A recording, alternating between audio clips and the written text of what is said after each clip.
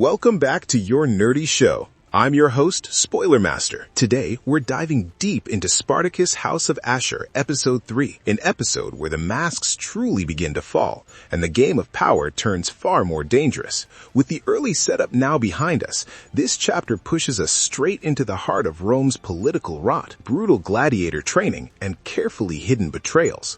From Ashur's ruthless attempt to forge Achillia into a weapon of revenge, to Korris walking a razor's edge between loyalty and deception, and a shocking reveal that exposes who is really pulling the strings behind the scenes, this episode proves that no alliance is safe and no move is accidental. So let's break down everything that happened in Episode 3, unpack the hidden motives, and explain that explosive ending that changes the rules of the game.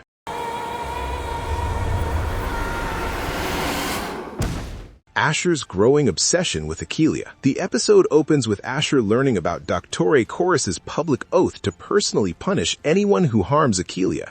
While Ashur originally chose Achillia and intends to protect her, Korris's unilateral decision unsettles him. Ashur is a man who values control above all else, and seeing one of his most trusted subordinates assert authority over the gladiators without permission immediately raises alarm. His irritation isn't rooted in concern for Achillia alone, but in the challenge to his dominance as Dominus. Ashur soon turns his attention back to the arena, where Achillia continues to underperform. Despite her earlier display of ferocity at the market, she repeatedly loses during drills, unable to translate instinctive violence into disciplined combat. Ashur recognizes that something deeper is holding her back, something psychological rather than physical. She hesitates, favors one hand, and seems mentally distant every time she enters the arena. A private conversation with Hillara reveals this mystery. Hillara reveals that Achillia bears deep scratch marks on her hand and carries a haunted look in her eyes, signs of a brutal past. What unsettles Ashur more than the revelation itself is how Hillara approached Achillia alone.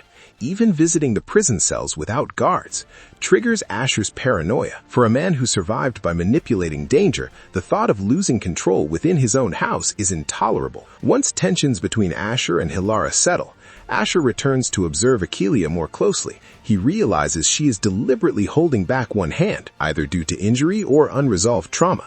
Determined to break through her defenses, Ashur chooses a direct and brutal approach. Rather than relying on others, he steps into the arena himself, dressed as a training gladiator, and challenges Achillia face to face.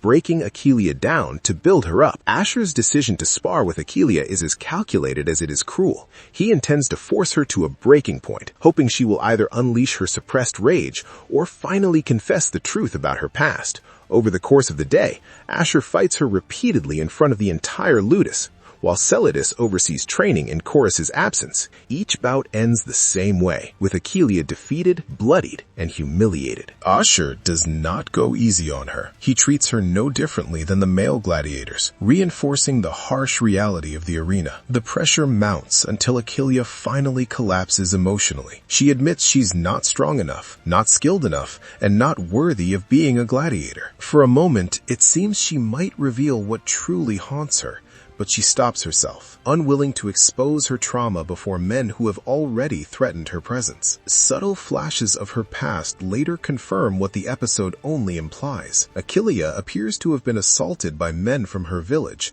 an experience that explains both her fear and her resistance to fighting male opponents. Her silence becomes an act of survival, not weakness. Yet Ashur, for all his cunning, fails to fully grasp the depth of her trauma. Instead of dismissing her, Ashur does something unexpected. He reframes the arena as a place where the past no longer matters. In his worldview, the sands erase all sins, crimes, and suffering. Only strength and survival count. When other gladiators question Achillia's right to fight, Ashur shuts them down decisively, reminding them that only his judgment matters. He then brands Achillia with the mark of his house, officially claiming her as one of his gladiators. The act is both empowering and ominous. Achillia gains protection and purpose, but she is now fully bound to Ashur's ambitions. Her healing is secondary to his desire for revenge against the Ferox brothers, and that imbalance may come at a cost later.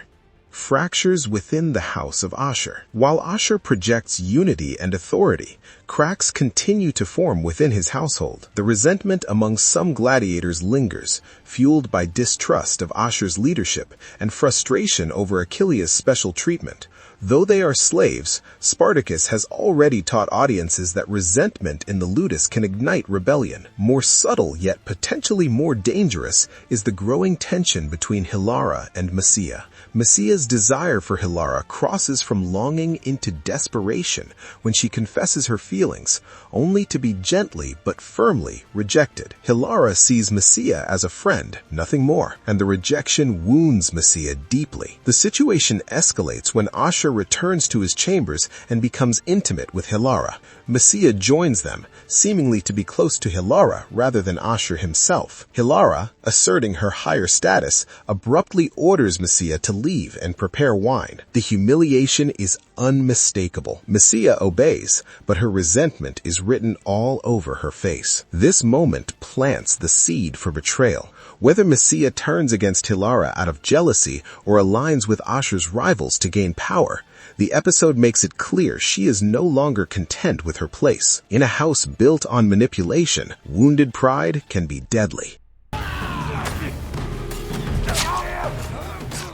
Korris and the dangerous streets of Rome. Away from the ludus, Episode 3 follows Dr. Korris on what initially appears to be a routine errand. His journey through the city exposes the fragile line he walks between respect and enslavement. Noble women openly mock him for Ashur's recent defeat, reminding him that no matter his skill, he is still tethered to a disgraced house. At the fighting pits, Korris encounters Fides, a mercenary from his past. Their exchange is tense, laced with threats and unfinished history. When Fides hints at exposing Korris' secrets to Ashur, Korris reacts violently, breaking his nose in a swift strike. The encounter establishes that Korris' past is darker than previously known, and that enemies are closing in. Korris soon crosses paths with Opiter, head of another influential house.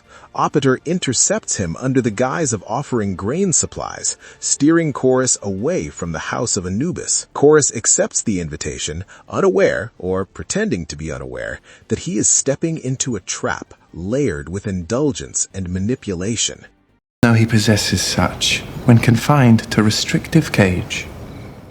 Opiter's twisted entertainment and a seductive offer. At Opiter's house, Korris is exposed to a disturbing form of entertainment. Two naked gladiators fight before being ordered to pleasure each other, a spectacle designed to satisfy the appetites of Rome's elite women. Opiter casually reveals that noble women like Horatia and Cossutia frequently attend these gatherings, indulging in secret desires their husbands never suspect. The revelation unsettles Korris, but Opiter's true agenda soon emerges. He offers Korris the position of Doctore at his ludus, hinting at greater freedom, wealth, and influence. Beneath the offer lies another motive. Opiter knows the noble women are drawn to Korris, and his presence would elevate the house's appeal. Korris appears tempted, even playing along, which casts doubt on his loyalty to Ashur. For a moment, it seems he may betray the man who elevated him.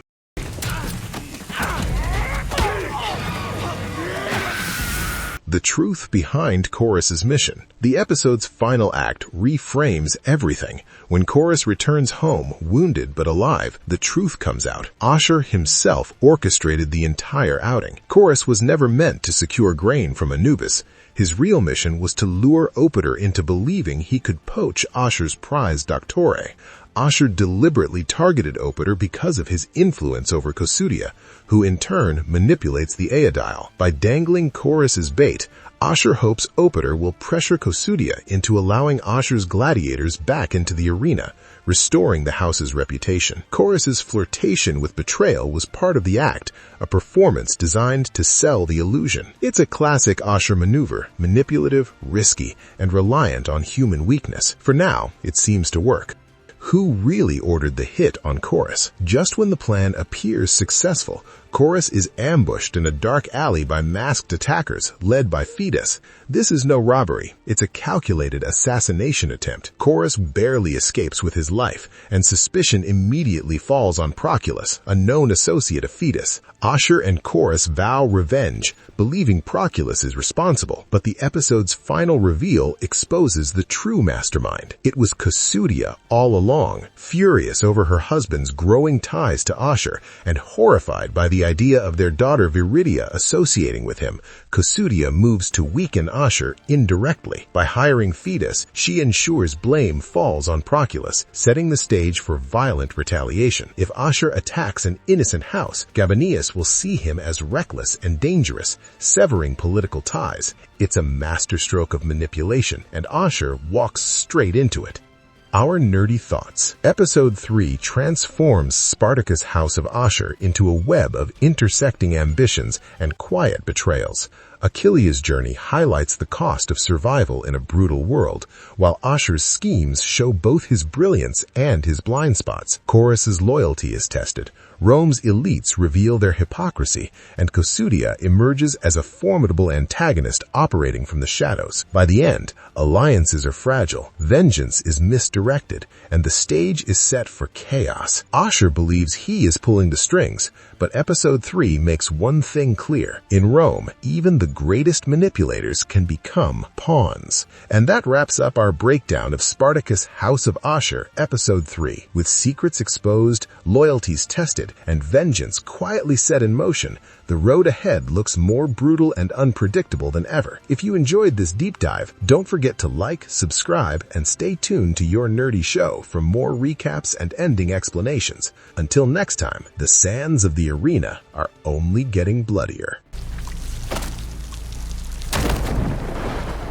No, what the heck, I'll laugh anyway.